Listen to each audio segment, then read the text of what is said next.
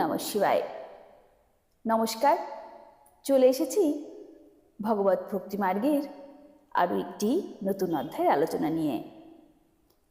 আজকে আমরা শিবপুরাণ পাঠ করব, আর তারই দ্বিতীয় সংহিতা অর্থাৎ রুদ্র সংহিতার একাদশ এবং দ্বাদশ অধ্যায় পাঠ করব। তাহলে চলুন আর দেরি না করে আমরা নতুন একটি অধ্যায়ের আলোচনা শুরু করি। দক্ষের তপস্যা এবং শিবার তাকে বর প্রদান। নারদ জিজ্ঞেস করলেন, পূজ্য পিতা, দৃঢ়তা সহকারে উত্তম ব্রত পালনকারী দক্ষ তপস্যা করে দেবীর থেকে কী বর লাভ করলেন এবং সেই দেবী কিভাবে দক্ষের কন্যা হলেন? ব্রহ্মা বললেন, নারদ, তুমি ধন্য। সমবেত সকল মুনিদের সঙ্গে ভক্তি সহকারে এই প্রসঙ্গ শোনো। আমার আদেশে উত্তম বুদ্ধি সম্পন্ন মহাপ্রজাপতি দক্ষ ক্ষীরসাগরের উত্তর তটে স্থিত হয়ে দেবী জগদাম্বাকে কন্যারূপে লাভ করার ইচ্ছায় এবং প্রত্যক্ষভাবে দর্শনের কামনায় তাকে হৃদয় মন্দিরে বিরাজমান করে তপস্যায় রত হলেন। দক্ষ মনকে সংযত করে দৃঢ়তাপূর্বক কঠোর ব্রত পালন করে শৌচ সন্তোষ নিয়মে যুক্ত হয়ে 3000 দিব্য বর্ষে ধরে তপস্যা করলেন। তিনি কখনো শুধু জলপান করে থাকতেন, কখনো বায়ু পান করতেন, আর কখনো একেবারে উপবাস করতেন। আহারের নামে কখনো শুষ্ক পত্র চিবিয়ে নিতেন। মুনিশ্রেষ্ঠ নারদ তারপর যম নিয়মাদিতে যুক্ত জগদম্বার পূজায় ব্যাপৃত দক্ষকে দেবী শিবা প্রত্যক্ষ দর্শন দেন।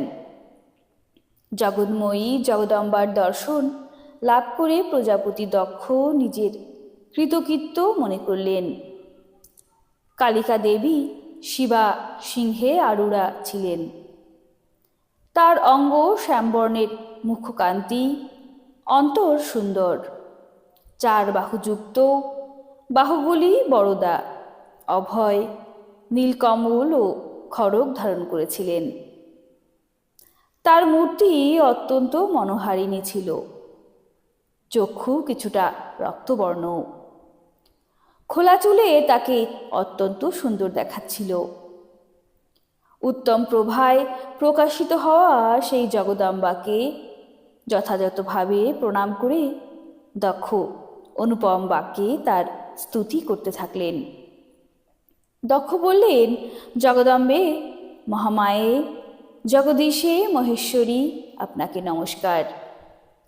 আপনি কৃপা করে আমাকে আপনার স্বরূপ দর্শন করিয়েছেন।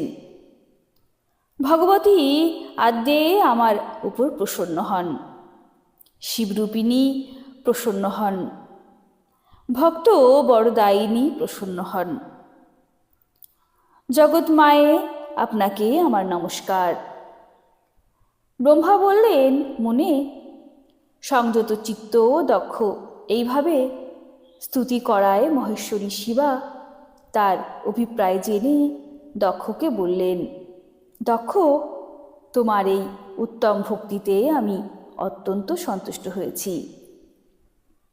তুমি মনোবাঞ্ছিত বল প্রার্থনা করো। তোমাকে আমার কিছুই আদেও নেই। জগদম্বার এই কথা শুনে প্রজাপতি দক্ষ অত্যন্ত প্রসন্ন হলেন এবং শিবাকে বারংবার প্রণাম করে বললেন।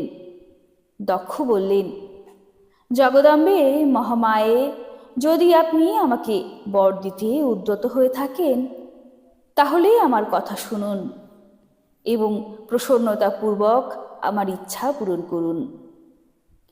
আমার প্রভু যে ভগবান শিব, তিনি রুদ্র নাম ধারণ করে ব্রহ্মার পুত্ররূপে অবতীর্ণ হয়েছেন। তিনি শিবের পূর্ণাবতার, কিন্তু আপনার কোনো অবতার হয়নি। তাহলে তার পত্নী কে হবেন? সুতরাং শিবে, আপনি ভূতলে অবতীর্ণ হয়ে নিজ রূপে লাবণ্যর দ্বারা সেই মহেশ্বরকে মোহিত করুন। দেবী, আপনি ছাড়া অন্য কোনো নারী রুদ্রদেবকে কখনো মোহিত করতে পারবে না। সুতরাং আপনি আমার কন্যা হয়ে মহাদেবের পত্নী হন। এইভাবে সুন্দর লীলা করে আপনি হরমোহিনী হয়ে উঠুন। দেবী, এই আমার বর প্রার্থনা। এই যে কেবল আমারই স্বর্গের স্বার্থের ব্যাপার, তা ভাবা ঠিক নয়। এতে আমার সঙ্গে সম্পূর্ণ জগতেরও হিচ্ছাদন হবে। ব্রহ্মা, বিষ্ণু এবং শিবের মধ্যে ব্রহ্মার প্রেরণাতেই আমি এখানে এসেছি। প্রজাপতি দক্ষের কথা শুনে জগদম্বিকা অম্বা হেসে উঠলেন এবং মনে মনে ভগবান শিবকে স্মরণ করে বললেন। দেবী বললেন, তাত প্রজাপতি দক্ষ, আমার উত্তম বাক্য শোনো। আমি সত্য বলছি, তোমার ভক্তিতে অত্যন্ত প্রসন্ন হয়ে তোমার মনোবাঞ্ছিত বস্তু দিতে আমি প্রস্তুত। দক্ষ, যদিও আমি মহেশ্বরী, তবুও তোমার ভক্তির অধীন হয়ে তোমার পত্নীর গর্ভে তোমার কন্যা রূপে অবতীর্ণ হব, এতে কোনোই সংশয় নেই। অনঘ, আমি অত্যন্ত দুঃসহ তপস্যা করব, যার দ্বারা মহাদেবের বড় লাভ করে তার পত্নী হতে পারি। এছাড়া অন্য কোনো উপায়ে কার্যসিদ্ধি হবে না, কারণ ভগবান সদাশিব সর্বত্রভাবে নির্বিকার, ব্রহ্মা ও বিষ্ণুর দ্বারা সেবিত এবং নিত্য পরিপূর্ণ রূপ। আমি সর্বদা তার দাসী এবং পিয়া। প্রত্যেক জন্মে এই নানা রূপধারী শম্ভুই আমার স্বামী হয়ে থাকেন। ভগবান শিব তার প্রদত্ত বরের প্রভাবে ব্রহ্মার ভ্রুকুটি থেকে রুদ্ররূপে অবতীর্ণ হয়েছেন। আমিও তার বরে তার নির্দেশ অনুসারে এখানে অবতার গ্রহণ করব।